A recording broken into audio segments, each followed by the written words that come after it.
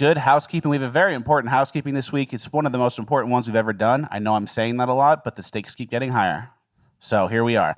The thing causing heart problems and blood clots this week, 1 alcoholic drink a day. Just 1 drink a day significantly raises risk of stroke among young adults.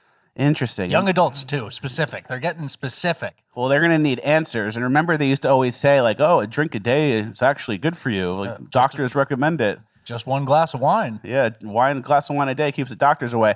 I think they did that basically to prime everybody. So now they can use that excuse. So like they say, a glass of wine a day is good for you. And then now everyone pretends, oh, that's what everyone did. And now people are going to get blood clots and heart problems at young ages. And they're going to be like, well, everyone was drinking that glass of wine a day. Yeah, so some of you were drinking 8 a day. Some of you wine moms voting Democrat were drinking 8 a day. So they definitely primed us for that one. Unrelated, here's a graph of miscarriages and stillbirths by year. Now, I can't see it because it's behind us, but does it look bad? I don't know. It seems like a spike. Does it go like this and then like this? Seems like what the kids call a straight line up. Yeah, that's a hockey stick graph. And no, it's not a shit coin. It's not the price of wheat. It's stillbirths and miscarriages. Which is very sad. Wonder what's causing that. Yeah. Don't forget how many people told you, oh, it'll protect your baby too. Yeah, pass it on to the baby, as if that's good advice. I couldn't find the asset for this, but I wanted to bring this up. I was listening. I saw like a video on my feed that was basically like a conference call, a third quarter conference call for the largest funeral director in the world. And they were like, our bookings are just up. Like they call them bookings or something. And it's like literally people dying. And their third quarter revenue year over year was up 15%. Wow. And usually they expect it to be like 1%. So something must have happened. All right, on a lighter note, we don't want to get bogged down and depressed. We have a huge announcement, maybe the biggest news since that time I had Diet Cokes with Trump. Oh, okay. Richard Ratboy and I got mini bikes. Yeah. It's an absolute must-have. We got 2 mini bikes, a red one and a blue one. I don't know what they're called. They're just this little piece of shit mini bikes. We're calling them hogs. They're kind of like off-road mini bikes. It's supposed to be for like probably a teenager who wants to do motocross or something eventually. Yeah.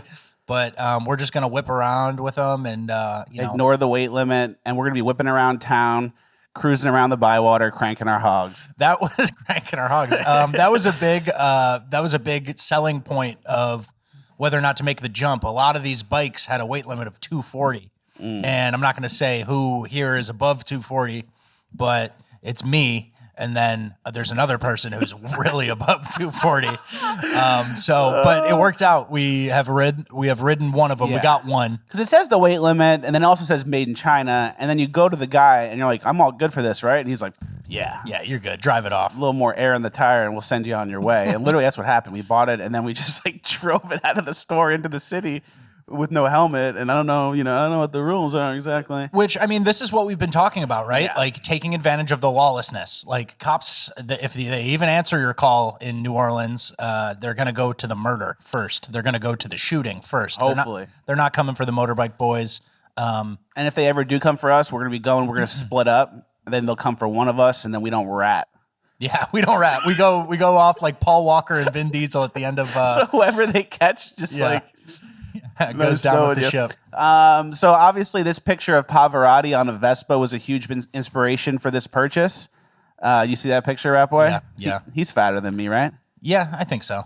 And he's Pavarotti. Yeah. So I got some room. He's fatter than you, and he's definitely sloppier than you too. Like he can't throw a football. No. That's one of the bad things. One of the worst things you can get is that I call it the Peabody, where it's like your appendages are like. You're really fat, but your appendages are skinny, like skinny arms, skinny legs, and it's like, ooh, you're just like someone could roll you down a hill. Yeah, the guy from Monsters, Inc. Pretty much, yeah. Well, so that's not me. We all agree on that. But it's close. Pavarotti on the Vespa, Pavarotti, Roddy, Rottweiler, Pavel, dog, Jerry the dog, Rottweiler, Pavlov's dog. That's like a sound purchase. Yeah. It universally checks out. The schizo connections they're everywhere. Yeah. So we're very happy about that. Obviously, when it comes to having mini bikes, it's very important to next step after that, think about what? Mini bike outfits. Oh, okay. Yeah. I wanted to get cowboy boots. and ride Yeah. around in the mini bikes on cowboy boots. Fleckus was against it for some reason. We already did the cowboy thing like last year for the Morgan Wallen Christmas special where we got the cowboy blowout suits and we, got drunk and blew out the cowboy suits. Blew them out. Threw them away after. Yeah. And we have cowboy boots. So I'm kind of like, I'm off of cowboy. I want to do something different. For sure. So I'm going to be just, murdered out wearing whatever. I'm not really, but you need to look a certain way when you are driving the mini bike. We obviously are larger people. The bikes are mini bikes, large mini. Clown. It could get clowny real quick. Could get you. I could beat Jadavi on Clowney pretty fast.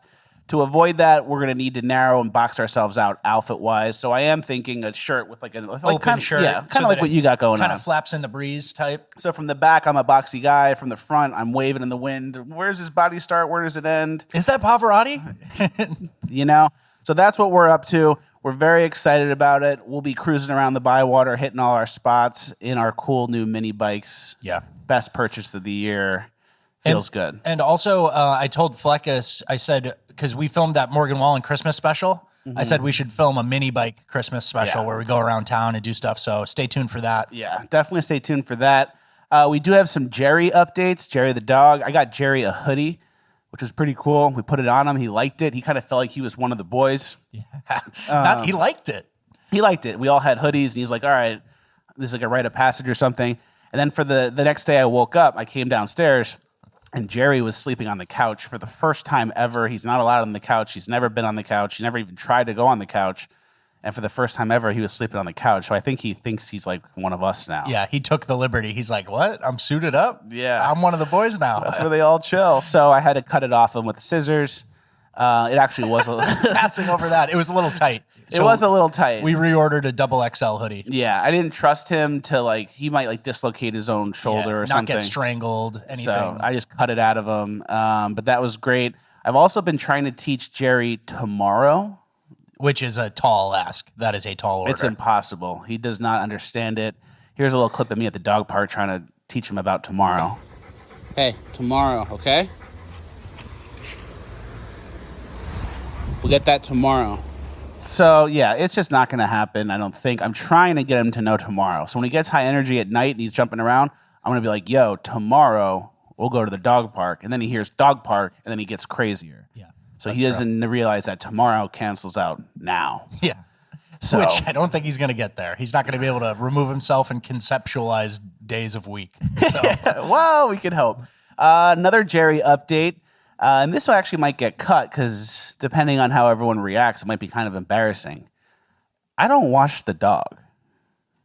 interesting. I don't wash the dog. You don't bathe him. He just kind of runs around in dirt and then he resets every day or what? He kind of, I think it's like a self-contained thing. Like he's not dirty. Even when he gets mud on him, it eventually comes off or it brushes off. Okay. You ever see a wolf take a shower? No. You ever see a lion stretch before hunting a gazelle? No. Exactly. Yeah, So I'm with you on that. we'll keep it in. It's not that bad, but yeah, I don't really wash the dog. Someone asked me about that, and I was like, yeah, I don't wash the dog. You're supposed to wash the dog? Yeah. It kind of seems stupid. Every once in a while. He's not really a stinky boy, He's not stinky. but you should do it every once in a while, right? Yeah, so I don't wash the dog, and I'm basically under the impression that the chew toys can be eaten all the way because he just keeps eating them. And then they wouldn't make it out of like a poisonous material if it was bad for dogs. For sure. So You're safe. we're all good. The dog does what he wants. He doesn't shower, and he Doesn't shower. He wears a hoodie. He's on the couch. He's got a motorcycle now. He's living a weird life. Yeah. A lot of changes since last week. This whole I live like in an apartment. It's like a loft apartment.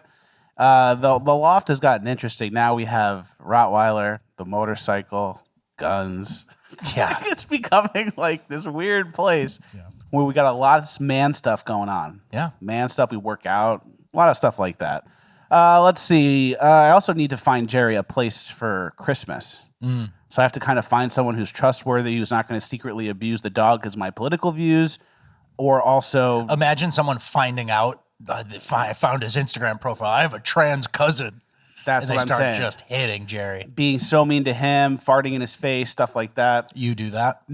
It's not true. You do That's that. disgusting too. So that's not even true. But we need to make sure people don't do stuff like that because that wouldn't be cool. For sure. To have it continue to happen to him even when he leaves for Christmas. Okay. We're still in housekeeping. It's a very important housekeeping. And this one is actually, we have a couple of lessons. This last page is a couple of lessons I learned this week. It's nothing too crazy. I think people will appreciate the advice. Guys, if you follow the recipe, you'll get penne alla vodka. I used to think I can kind of make it myself. Oh, I don't have a white onion. I'll get a yellow onion instead. Oh, I don't have heavy cream. Let's do half and half instead. Oh, no need to add vodka. I don't feel like showing my ID to the guy who brings the groceries. You have to stop that mindset and just do the recipe and get the stuff. It's called penne alla vodka. It needs vodka. Yeah. And if you follow the recipe and do it like they say, you'll get penne alla vodka. No half measures. No, you need to be fully in, committed. Just do it. Just do the recipe. And I literally did it, and I cook myself by like taste, and I don't fully know what I'm doing. So I'm always like adding this, adding that, overwhelming it with this, trying to neutralize it with that. And this time I just followed the recipe, and it tastes like penne alla vodka you get at a restaurant. Yeah, I tasted it as well. I was a witness to this, and it was very good. Some of my best work, people are saying. Yeah. Also, second thing I learned when driving with Richard Ratboy, if you're driving and people are getting off the road and there's traffic and they're trying to merge like out of an exit lane and they're like in traffic and like just trying to sneak in and you're trying to do the same thing, go in front of a person who's trying to sneak in. So once they sneak in, you're in front of them, and karmically, they basically have to let you in. Yeah, because they did the exact same move. They got over late. Now they have to pay it forward. So if you're trying to sneak in, get in front of the guy who just snuck in, and he'll let you in because who's he to turn you away? And we did that. We successfully tested it and did that. So that is a verifiable thing. Yes, exactly. Last piece of housekeeping, I actually made a new sick rap lyric, but it does have the N-word in it. So when the N-word comes up, I'm just going to go, Okay. You know? That's just fair. Kind of that, which is fair. So you couldn't come up with a replacement word or something? It just flows too good. Okay. And this rap is about a person. And you're planning on selling this to a rapper, right? This Yeah, is kind like of a ghostwriter. Okay, for sure. That was always my dream before politics. So this rap is about a person who's like an OG in the game, okay? Okay. So it's, I run these streets for years with my set. Cross me, I'll put you down, dog. I'm the vet. I'm the vet, like veteran, like the dog. I'm like a veteran, but also like the Veterinarian. dog. Veterinarian. I'm the vet. All right. Thought that was pretty good. That takes us out of